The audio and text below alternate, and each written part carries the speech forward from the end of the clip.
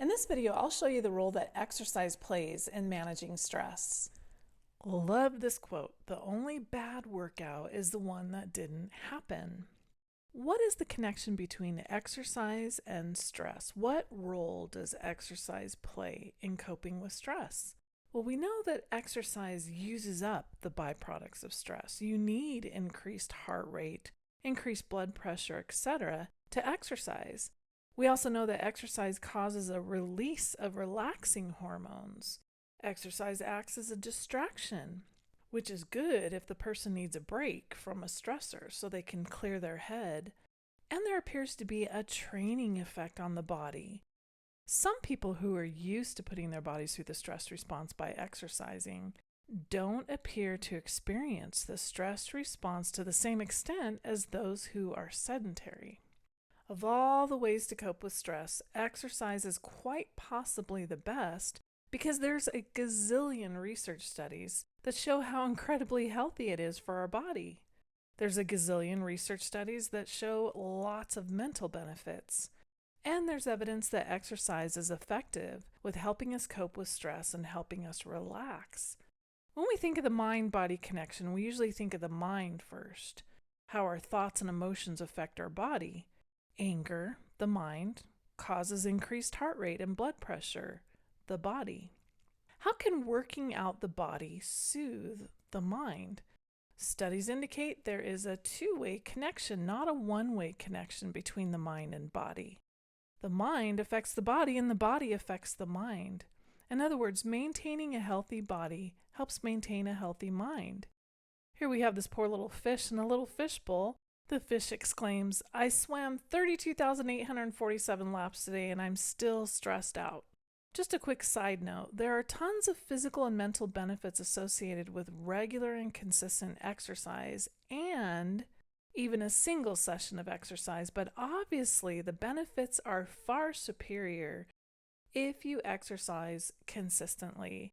So why is exercise such a great coping and relaxation technique? Let's look at results of some studies. Here's an example of how exercise is connected to stress management.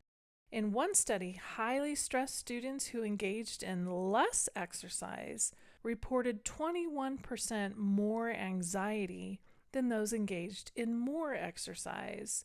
Employees who enjoyed a workout before going to work or they exercised during their lunch break, they scored higher on a scale that measured their ability to cope with difficult situations that came up at work.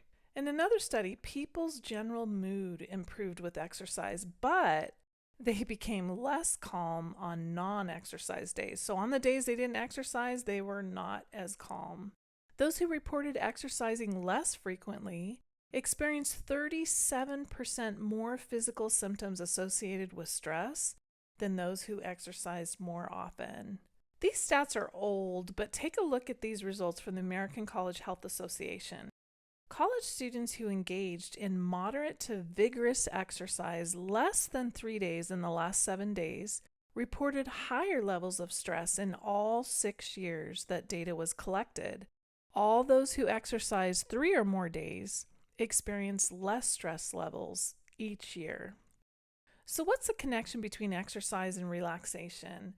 Researchers are actually finding ways to tailor the frequency, duration, and varying types of exercise for different psychological issues as a way of relaxing, which I know sounds counterintuitive. It's also interesting to note that people who are habitually active exercise more in the face of stress. And people in the beginning stages of stress exercise less when they're stressed.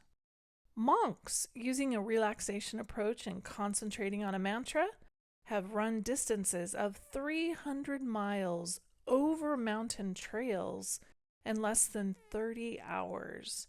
A mantra is a word or sound that's used to help someone concentrate while meditating.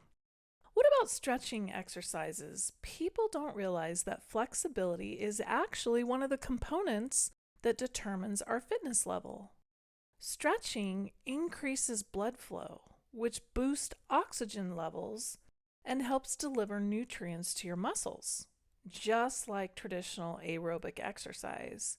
Stretching actually impacts hormone levels by reducing cortisol, a stress hormone, and that cortisol reduction aids with increasing serotonin and endorphins, which elevate mood and promote relaxation.